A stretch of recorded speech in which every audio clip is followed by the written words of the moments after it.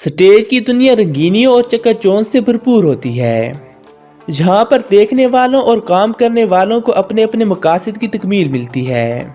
जहाँ पर आने वाले फनकार बड़े बड़े ख्वाबों के सौदागर होते हैं।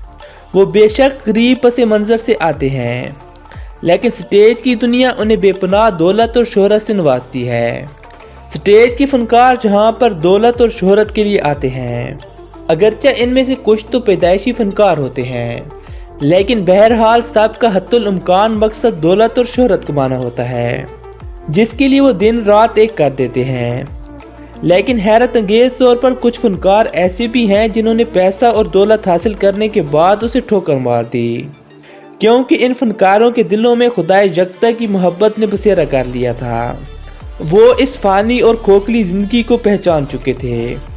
उनके दिल में नबी अकरम सल्लल्लाहु अलैहि वसल्लम की चाहत इस कदर डेरे डाल चुकी थी कि वो मुश्किल से कमाई इस दौलत और शोहरत को ठोकर मार कर पर्दानशी हो गए और अपनी जिंदगियां उस कमली वाले की सीरत में गुजारने का फैसला किया। चेहरे पर दाढ़ी मुबारक सजा ली और सोमो सलात के पाबंद हो गए। इनमें से चांद ने खुदाए यकता के पैगाम को आगे बढ़ाने का फैसला करते हुए अपनी गुंजाइश से बढ़कर मखलूक खुदा में तबलीग की। आज की इस खुसूसी वीडियो में हम उन कॉमेडियंस का जिक्र करेंगे जिन्होंने दीन इस्लाम की खातिर स्टेज को छोड़ दिया था, और साथ ही उन ईमान अफरोज वाक़यात को भी तलाश करेंगे ताकि सुनने वाले लोगों के दिलों में ये बात घर कर जाए। स्टेज के बादशाह मस्ताना उन कॉमेडियंस की लिस्ट में शामिल होते हैं जिन्होंने स्टेज की दुनिया को खैराबाद कहकर सुन्नत रसूल चेहरे पर सजा ली थी और अपनी ज़िंदगी दीन के लिए वक्फ कर दी थी। मस्ताना पंजाबी थिएटर का बहुत बड़ा नाम थे। उनका शुमार बहुत बड़े बड़े उस्तादों में होता है जिन्होंने कई फनकारों को कामयाबी दिलवाई। मस्ताना एक सूफी मिजाज तबीयत के मालिक थे और यही वजह है कि सभी उन्हें मस्ताना कहते थे। उन्होंने स्टेज की दुनिया में एक मुनफरिद अंदाज मुतारिफ कराया। मस्ताना की ज़िंदगी उरूज ज़वाल की खुली मिसाल है, जो कि सुनने वालों के दिलों में ईमान को ताज़ा कर देती है। मस्ताना की ज़िंदगी इस बात का ऐनादार है कि ये दुनिया फ़ानी है और दौलत शोहरत कुछ भी काम ना आएगा। मस्ताना ने अपने कैरियर का आगाज़ गुजरांवाला से किया और उन्हें अपने घर वालों की जानिब से शदीद मज़म्मत का सामना करना पड़ा, लेकिन वो पैदाइशी फनकार थे और इसी शोबे में काम करने का फैसला कर चुके थे, लिहाजा घर वालों ने उनकी ज़िद के आगे हार मान ली। मस्ताना ने गुजरांवाला से लाहौर का रुख किया, जहाँ पर उन्हें शोहरत दुआम नसीब हुई। मस्ताना हकीकत में एक नायाब फनकार थे। उनके मुकालमा में नफासत नुमाया नजर आती थी। वो जब भी स्टेज पर जलवा नुमा होते तो हाल तालियों से गूंज उठता। स्टेज पर मस्ताना की गुगली मशहूर थी, जिसका मतलब था कि वो किसी भी बड़े से बड़े कॉमेडियन को पछाड़ सकते हैं। मस्ताना की बबू बराल के साथ जोड़ी बहुत मकबूल हुई और दोनों ने कई लाजवाब ड्रामों में काम किया। उन्होंने फिल्म और टीवी में भी काम किया। मस्ताना के ड्रामों में से लाजवाब ड्रामा शबे देग काबिल जिक्र है, जिसमें मस्ताना ने अंकल क्यू का किरदार निभाया था। लेकिन मस्ताना को स्टेज से लगाव था और यही उनका ओढ़ना बिछोना था।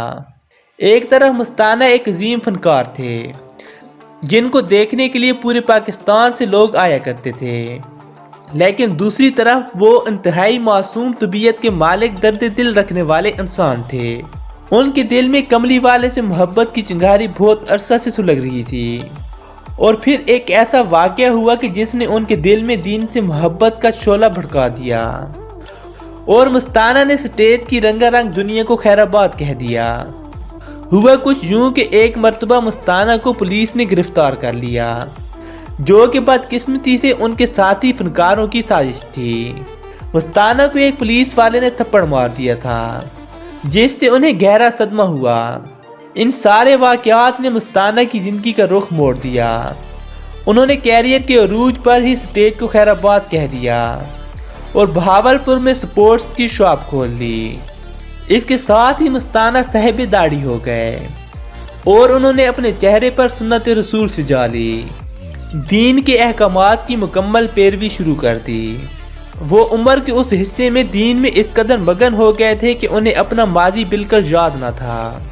مستانہ کی باقی زندگی اسی طرح دین پر عمل کرتے ہوئے اور لوگوں کو دین کی دعوت دیتے ہوئے گزری، یہاں تک کہ وہ کبھی میڈیا پر بھی نہیں آئے، اور اسی لیے لوگ نہیں جانتے تھے کہ مستانہ کہاں غائب ہو گئے۔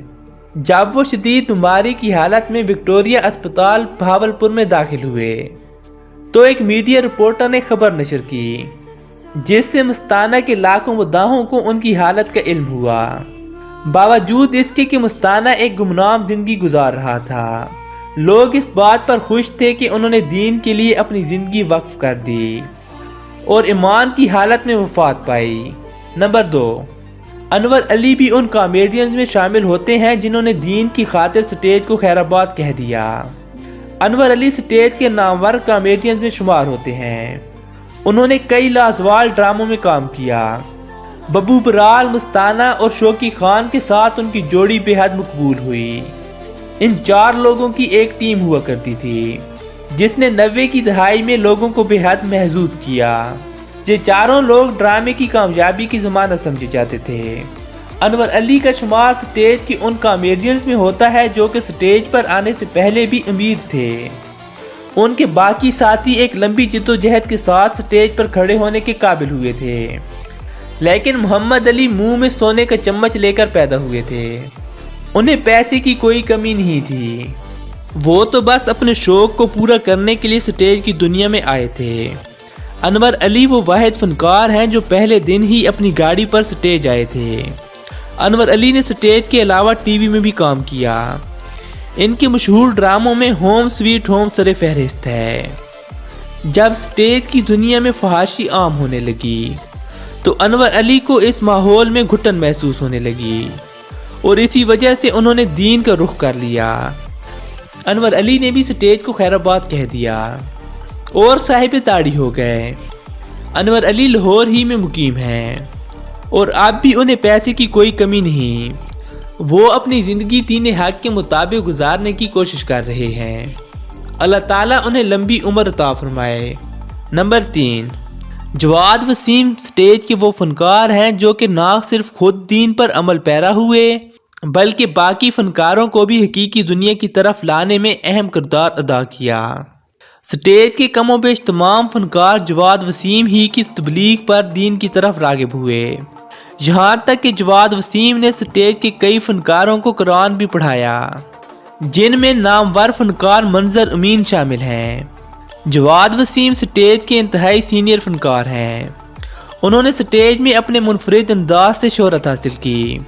جواد وسیم کا ابتدا ہی سے دین اسلام کی طرف رجحان تھا اور جب وہ سٹیج کی دنیا میں داخل ہوئے تب سے صاحب داڑھی تھے، لیکن اس وقت سٹیج پر صرف معیاری کام ہوا کرتا تھا، اس لیے کوئی ایسی بات نہیں تھی کہ جو اسلام کے خلاف ہو، لہٰذا جواد وسیم کے لیے سٹیج پر کام کرنا موزوں تھا۔ اس کے ساتھ ساتھ انہیں فنکار برادری کو دین اسلام کی طرف لانے کا موقع بھی ملا، جس میں وہ بہت حد تک کامیاب رہے۔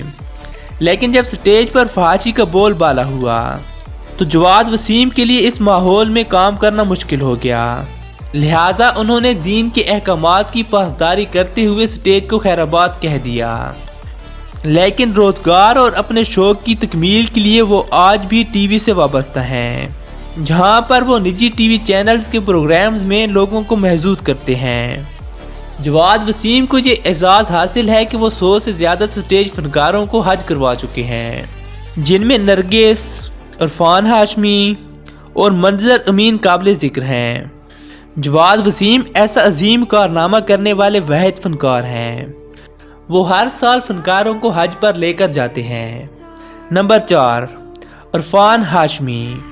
عرفان ہاشمی بھی دین اسلام کی خاطر سٹیج کو چھوڑنے والے فنکاروں میں شامل ہیں۔ دراصل عرفان ہاشمی جواد وسیم کی تبلیغ سے متاثر ہو کر دین کی طرف آئے تھے۔ عرفان ہاشمی کی کہانی انتہائی متاثر کن ہے، جو سننے والوں کے دلوں میں ایمان کی روشنی کا سبب بنتی ہے۔ عرفان ہاشمی نے اوپن ایئر تھیٹر سے اپنے کیریئر کا آغاز کیا، جہاں پر وہ ایکشن کامیڈی لے کر آئے۔ وہ سٹیج پر کبھی صوفہ اٹھا لیتے اور کبھی اپنے ساتھی کامیڈین کو۔ عوام کی جانب سے ان کے اس انداز کو بہت پسند کیا گیا اور اسی انداز کی وجہ سے امان اللہ خان نے ان کا نام گھوڑا رکھ دیا، جس کے بعد عوام میں ان کا نام گھوڑا ہی پڑ گیا، یہاں تک کہ اگر کبھی عرفان ہاشمی سنجیدہ رول بھی کر رہے ہوتے تو حاضرین میں سے کوئی نہ کوئی گھوڑا کی آواز لگا دیتا، جس پر نہ صرف ہال بلکہ عرفان ہاشمی بھی ہنستے تھے۔ عرفان ہاشمی نے سٹیج کے علاوہ ٹی وی ڈراموں میں بھی کام کیا، جن میں لازوال ڈرامہ سونا چاندی سر فہرست ہے۔ ابتدائی طور پر عرفان ہاشمی کا ڈرامہ میں ایک سین تھا، لیکن ان کی کارکردگی کو دیکھتے ہوئے انہیں باقاعدہ طور پر ڈرامہ کا حصہ بنا لیا گیا۔ عرفان ہاشمی جواد وسیم کی پر اثر تبلیغ سے متاثر ہو کر دین کی طرف راغب ہوئے اور پھر دین پر اس طرح عمل کیا کہ ہمیشہ کے لیے سٹیج کو خیر آباد کہہ دیا۔ حالانکہ ان کے پاس روزگار کا کوئی ذریعہ نہ تھا، لیکن عرفان ہاشمی نے دین کی رسی کو اس مضبوطی سے تھاما کہ فاقے بھی ان کے ارادوں کو پست نہ کر سکے۔ ان کی حالت زار کو دیکھتے ہوئے کچھ ڈائریکٹرز نے انہیں داڑھی منڈوا کر ڈراموں میں کام کرنے کی پیشکش کی، لیکن عرفان ہاشمی نے اس پیشکش کو فوراً ٹھکرا دیا۔ عرفان ہاشمی کے سارے بچے حافظ قرآن ہیں۔ سٹیج چھوڑنے کے بعد انہوں نے کریانہ سٹور چلا کر گزارا کیا۔ عرفان ہاشمی باقاعدہ طور پر تبلیغ کے لیے جاتے ہیں اور نہ صرف خود دین کی پیروی میں زندگی گزار رہے ہیں بلکہ مخلوق خدا کو بھی دین محمدی کی جانب راغب کرنے کے لیے اپنا کردار ادا کر رہے ہیں۔ اللہ تعالیٰ عرفان ہاشمی کو اس نیک کام میں مزید حوصلہ اور ہمت عطا کرے اور ان کے لیے رزق کے مزید دروازے کھول دے۔ نمبر 5، نامور فنکار منظر امین بھی دین کی خاطر سٹیج چھوڑنے والے خوش قسمت فنکاروں میں شمار ہوتے ہیں۔ منظر امین ایک انتہائی متاثر کن شخصیت کے مالک ہیں۔ عرفان ہاشمی کی طرح منظر امین کے تمام بچے بھی حافظ قرآن ہیں۔ ایک وقت تھا کہ وہ آوارہ گردی کرتے، یہاں تک کہ وہ اپنے والدین کی بھی عزت نہیں کرتے تھے، لیکن جب خدائے یکتا کی رحمت ہوئی تو سب کچھ چھوڑ کر سجدہ ریز ہو گئے اور اپنے تمام گناہوں سے توبہ کر لی، جس کا اللہ تعالیٰ نے انہیں ثمر بھی عطا کیا۔ منظر امین نے گجرانوالہ سے اپنے کیریئر کا آغاز کیا تھا۔ وہ حادثاتی طور پر اس دنیا میں آئے تھے، انہیں نہ ہی تو اداکاری کا شوق تھا اور نہ ہی وہ اس کام کو جانتے تھے۔ گجرانوالہ سے مستانہ انہیں لے کر لاہور آ گئے۔ سٹیج پر آنے کے بعد پہلی مرتبہ مستانہ نے ہی منظر امین کو نماز کی دعوت دی اور دونوں نے عصر کی نماز ادا کی۔ منظر امین نے چھوٹے موٹے کردار ادا کرنا شروع کیے اور آہستہ آہستہ مشہور ہوتے گئے۔ اسٹیج پر ان کی ملاقات جواد وسیم سے ہوئی، جنہیں منظر امین نے اپنا استاد بنا لیا۔ جواد وسیم نے انہیں دین کی تبلیغ کی، جس نے منظر وسیم کو بہت متاثر کیا۔ جواد وسیم نے ہی منظر امین کو قرآن پڑھایا اور پھر منظر امین کا قرآن سے اس قدر لگاؤ ہو گیا کہ وہ سٹیج پر انٹری میں وقفے کے دوران بیک سٹیج بیٹھ کر قرآن کی تلاوت کرتے رہتے اور یوں روزانہ کے 3 سے 4 سپارے تلاوت کرتے۔ منظر امین نے جواد وسیم کی سرپرستی میں 18 سال گزارے اور اس کے بعد سٹیج کی دنیا کو چھوڑ کر مکمل طور پر اپنے آپ کو دین کے لیے وقف کرنے کا فیصلہ کیا۔ انہوں نے اپنے بچوں کو مذہبی تعلیم دلوائی اور ان کے 5 بچے حافظ قرآن ہیں۔ دلچسپ طور پر منظر امین شادی کے خلاف تھے اور یہ تک تہیہ کر چکے تھے کہ وہ کبھی شادی نہیں کریں گے، لیکن جب دین پر عمل پیرا ہوئے تو انہیں اس بات کا ادراک ہوا کہ شادی سنت محمدی ہے، لہٰذا انہوں نے جواد وسیم سے کہا کہ میری شادی کروائیں، اور پھر جواد وسیم نے اپنے ایک دوست کی بیٹی کے ساتھ منظر امین کی شادی کرائی، جو کہ تاحال قائم و دائم ہے۔ منظر امین اپنے آبائی علاقے گجرانوالہ میں مقیم ہیں اور ایک خوشحال زندگی گزار رہے ہیں اور اس بات پر خوشی محسوس کرتے ہیں کہ ان کی زندگی ایمان پر گزر رہی ہے۔ ناظرین، ہم امید کرتے ہیں کہ آپ کو ان لوگوں کی کوشش پسند آئی ہے، تو اس ویڈیو کو لائک ضرور کر دیں اور ایسی مزید ویڈیوز دیکھنے کے لیے ہمارا چینل مسٹر ریاض سبسکرائب ضرور کر لیں اور ہمیں اجازت دیجیے۔ ملتے ہیں اگلی ویڈیو میں، تب تک کے لیے اللہ حافظ۔